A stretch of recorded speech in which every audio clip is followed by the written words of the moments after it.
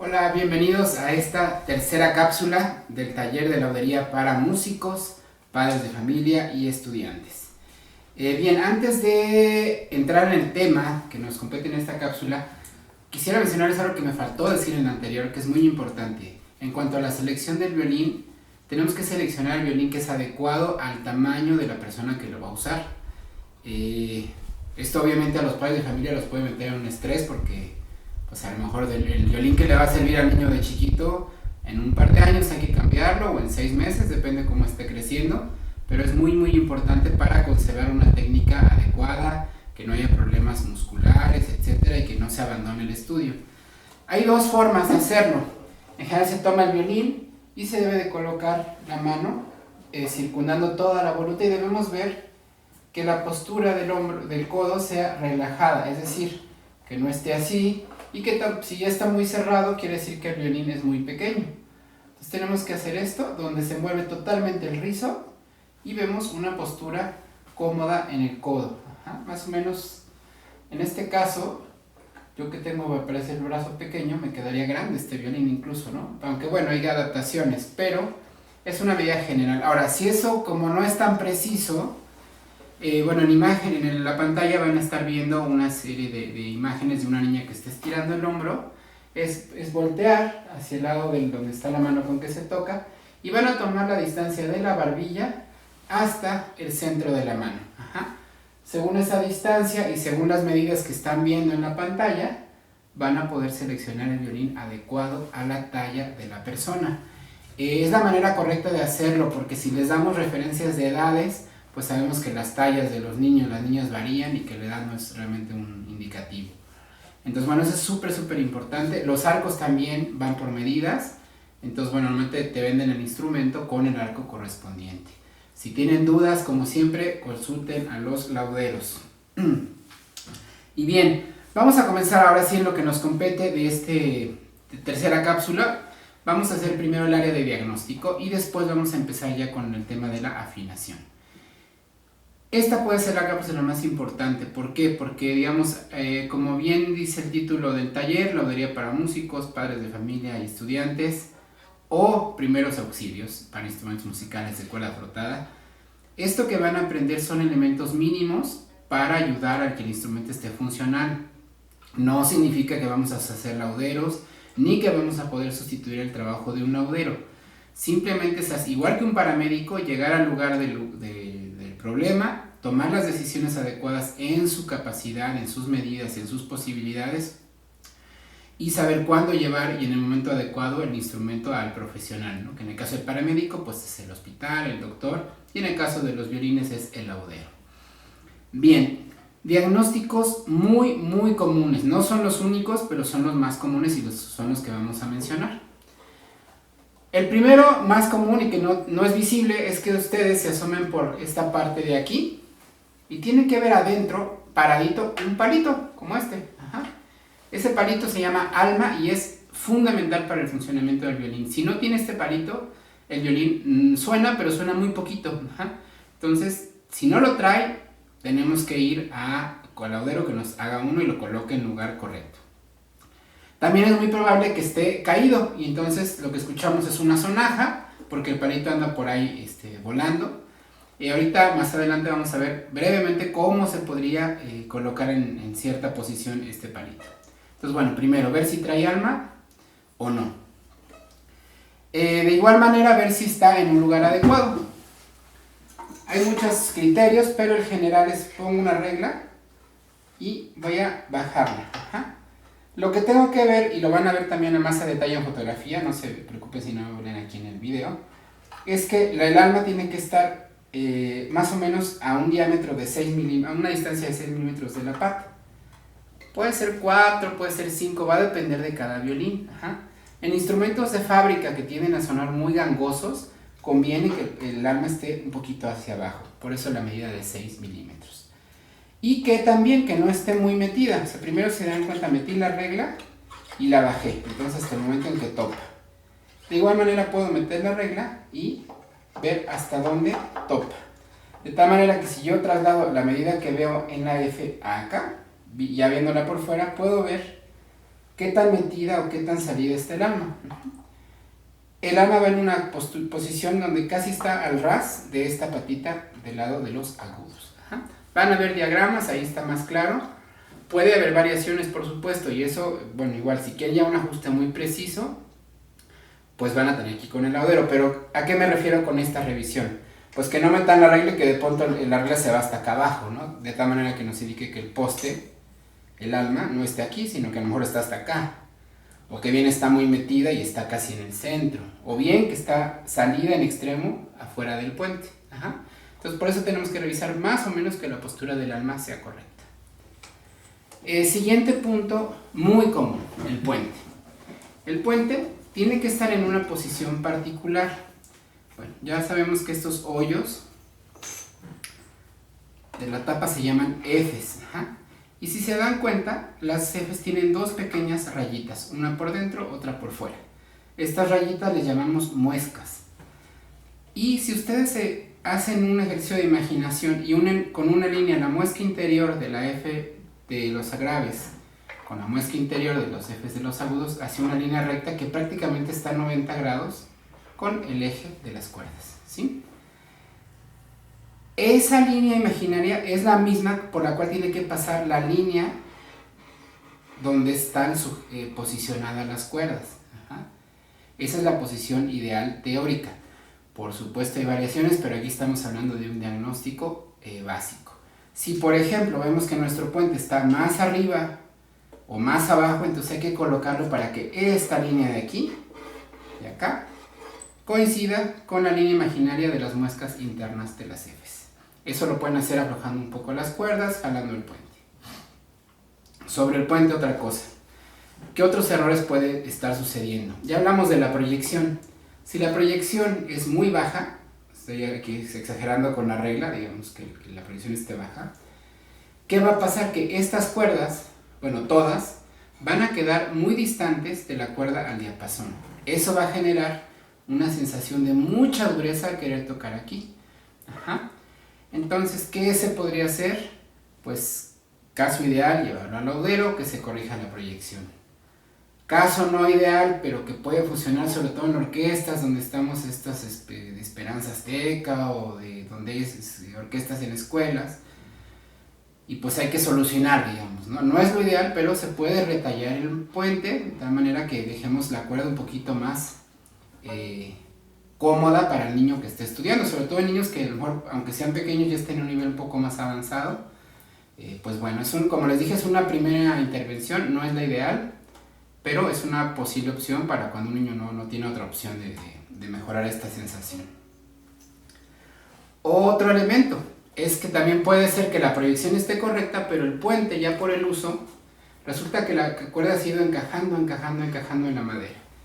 ¿Qué se vamos a hacer? Bueno, ya sería parte del diagnóstico identificar si la cuerda está muy alta o muy baja.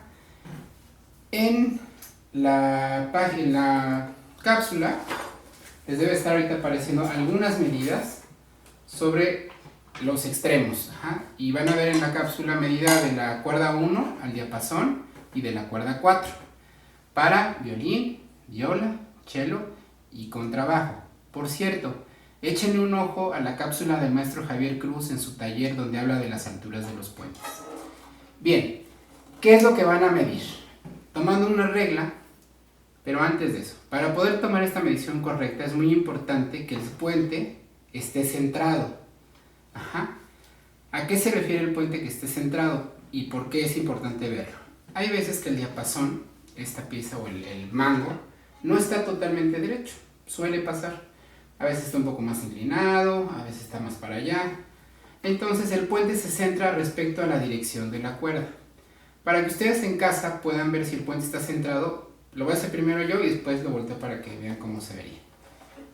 Tomo el violín de esta manera y voy a poner mi ojo en la parte central de la voluta. Después voy a poner mi ojo haciendo una línea recta a la parte central del diapasón y tengo que ver que el puente no sobresalga más de un lado o del otro. Tiene que estar perfectamente centrado. Si no lo está, tengo que, con las dos manos, jalarlo hacia donde convenga. Listo, a la cámara, más o menos tendrían que verlo ahí, no sé. tienen que poner su vista aquí, acá, y ver que de este lado no sobresalga más que de este. Y si sobresale tiene que ser igual. Ajá. Una vez que el puente está centrado, entonces podemos tomar la altura de la cuerda. Con una regla cualquiera que tenga el 0, la rayita del 0 en el 0, eso es muy importante, porque muchas reglas de papelería traen el 0 y luego traen como un pedazo de plástico. Tenemos que modificar esa regla si es que queremos tomar esa medición. Bueno, colocamos la regla sobre el diapasón, también de esta hay fotografía detallada, y vemos la altura a la cuerda. En el caso de la cuerda primera o la más aguda y la cuerda cuarta, que es la más grave, hacemos también lo mismo. Si el puente está bien tallado, la altura de las cuerdas intermedias debe ser bastante lógica.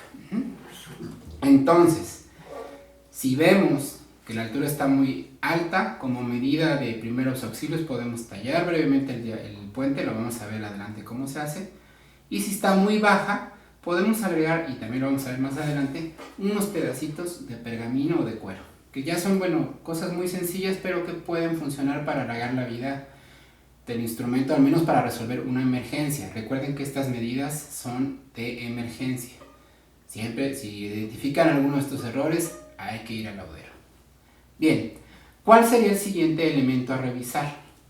Pues resulta que el diapasón tiene esta curva que es muy evidente, pero además tiene otra, que es una curvatura que va así. Ajá, a esto algunos lauderos le llaman columpio, otros le llaman cubeta. ¿Y cómo se mide? Pues igual con una regla larga, recta, van a tomar el violín y van a colocar la regla. De tal manera que van a ver un espacio al centro, lo mismo en la cuerda cuarta. Si no tienen regla, pueden usar las mismas cuerdas que estando tensas en el violín. Aprieto aquí, aprieto acá y debo de ver en la parte del medio una cierta distancia. No debe ser muy exagerada esa cubeta porque entonces nos va a dar una sensación de mucha dureza al centro. Pero si está plana o es insuficiente, nos va a generar sonidos indeseables en el violín, esos chasquidos que de pronto se dan al tocar ciertas notas. Y mucho más va a suceder si el diapasón está con una curva al revés, o sea que esté como panzón, como gordo. A veces es muy sutil eso, entonces primero pueden usar una regla que abarque todo el diapasón para ver si no hay un chipote general. Después una regla más pequeña, donde podamos ver por secciones si no hay algún chipote que nos esté afectando. E incluso llegar al grado de, con una escuadra muy pequeña o una regla muy chiquitita, ver si no hay pequeños chipotitos que nos estén afectando. Ahora, no se vayan a confundir porque esta regla tiene que estar colocada respecto al eje del instrumento. Si yo la coloco ligeramente inclinada, estoy tratando de exagerarlo, obviamente me va a indicar un chipote, pero ese chipote corresponde a la curvatura normal del diapasón. Si ven que hay algún problema, es momento de llevarlo al laudero, pero les insisto, lo más importante es un correcto diagnóstico. ¿Por qué? A veces puede haber gente que les diga, no, ¿sabes qué? Hay que cambiar esto y hay que cambiar aquello para solucionar el sonido, cuando simplemente se trataba de atacar un problema menor. Siguiente problema común, sobre todo en instrumentos económicos que venden en tiendas, que no han sido llevados al laudero. La altura de la cuerda aquí es demasiado alta. Tienen que ver que sea una altura razonable y que no estorbe a los dedos. Realmente la digitación en esta zona debería ser muy suave al tacto. No tan bajo que haga que la cuerda chasquee. Realmente igual esto es una sutileza, pero si digamos de manera ustedes visual identifican que la cuerda tiene más de 1 milímetro, milímetro y medio en esta sección del diapasón a la cuerda, quiere decir que la cejilla está muy alta. Y más tarde vamos a ver cómo podemos intervenir eso. Ahora estamos, les recuerdo, en el área de diagnóstico. Elemento muy común también, tristemente común, es que la clavija no funcione. Digamos, escuchen esta cuerda, ahí la bajé, muy baja. Recuerden el sonido que tiene que estar. ¿Vieron cómo no tuve que apretar ni nada? Solita la clavija quedó donde debe de estar. Así tiene que funcionar un violín. Si no funciona así, también quiere decir que algo tenemos que hacer. Normalmente, en este caso, no vamos a poder hacer mucho porque es una cuestión especializada. Se requieren herramientas muy particulares, como el uso de una rima, el uso de un sacapuntas muy grande, para poder arreglar esto de manera correcta al 100%. Sin embargo, es muy importante entender la forma en que funciona una clavija para poder de alguna manera generar una pequeña mejora aún sin que seamos lauderos. Y eso lo vamos a ver también ver más tarde. Pero lo que hay que entender es que la clavija es un cono. Recuerden que un cono es una figura geométrica que empieza siendo un círculo amplio, se desarrolla y se va cerrando hacia un círculo más pequeño, donde las paredes son rectas. Si este cono está también con chipotes, entonces no va a cumplir la función de la clavija. La clavija funciona por fricción. Y ahora imagínense la clavija vista de lado. Hablo del círculo que ven ustedes aquí. Toda la tensión de la cuerda, les digo que funciona por fricción. Tenemos un hoyo y está la clavija que entra de esta manera, ¿no? Entonces la fricción que hay entre esta pared y la clavija es lo que sostiene la cuerda tensa.